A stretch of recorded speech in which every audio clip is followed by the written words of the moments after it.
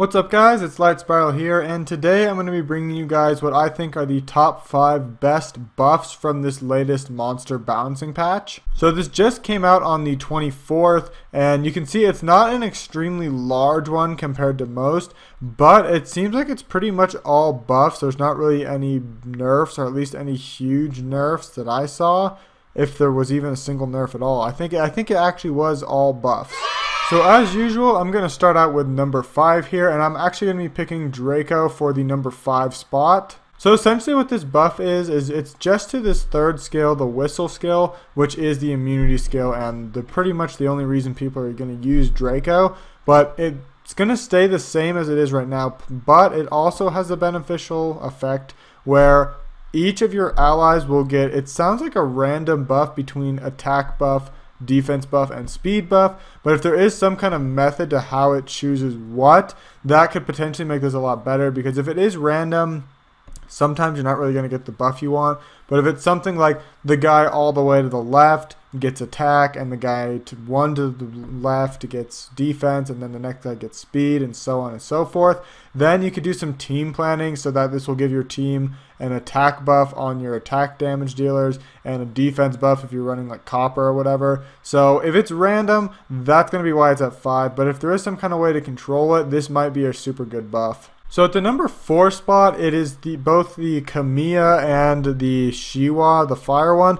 because the buff is to the second skill, and essentially what the second skill is right now is it will attack the enemy harmlessly and it'll sleep them for 2 turns. If you land the sleep, you'll get another turn.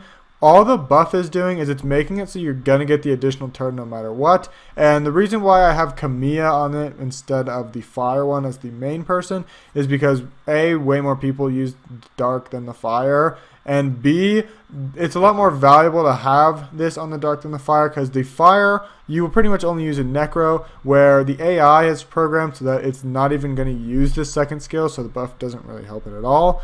But this skill on Kamiya, what people will do with it is they'll plan on sleeping a target, getting another turn, using this to stun, but then when this misses the sleep, not only do they not get the sleep, they don't get the stun as well. So this will make it so you still at least get the stun chance if you get resisted on the sleep. So this will be a nice buff, and they just had her for a Hall of Heroes, so people are going to have some fun with this one. At number 3, I'm putting Shi Hou on this list because he didn't only just get 1 buff, he actually got 2 buffs, and I think it's 2 pretty decent buffs. So the buffs were to his second and his third skill, and everyone makes fun of his second skill because it's the same as the mischievous bat's second skill, like exactly.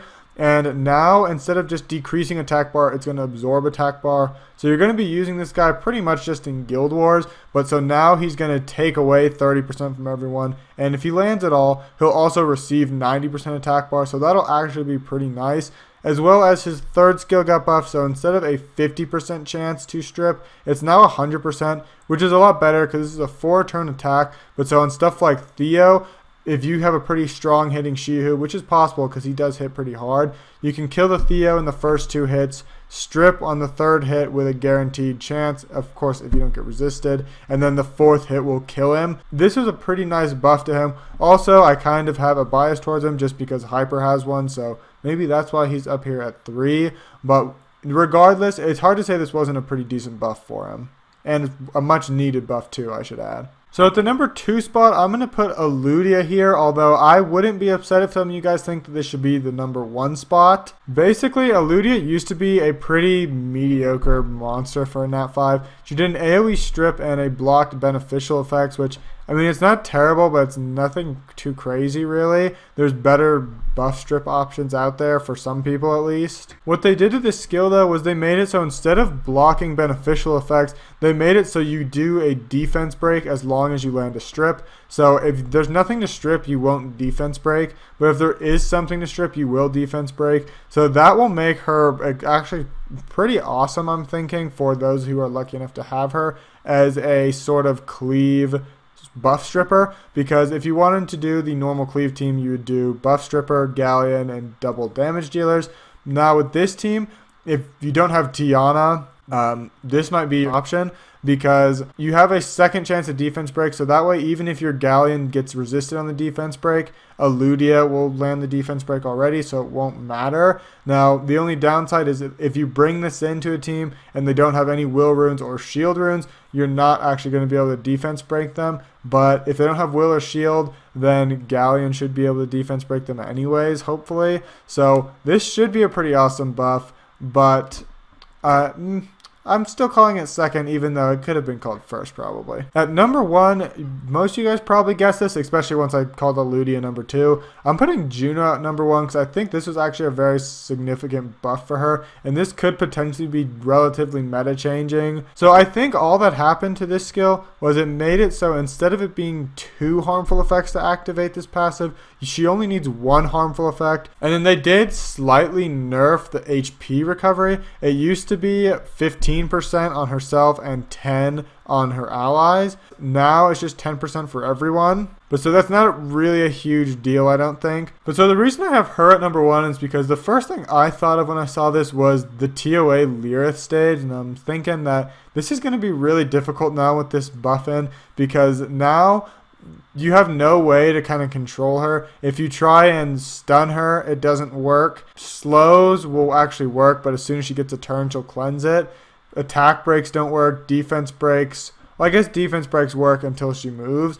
But this is going to make Lyrith really difficult now, because I have a really tough time beating it as it is. Now, trying to beat Lyrith when Juno has this new and improved passive, I don't really know how I'm going to get around it. Also, I'm hoping this will be a decent kind of way to shift the meta from Cleave and Lucian in terms of arena, because now if people build Juno triple Nemesis and no resistance, then she'll grab a debuff, and as long as she doesn't get one-shotted on the first hit, she'll get the next turn thanks to the Nemesis, and she's going to cleanse and heal your whole team.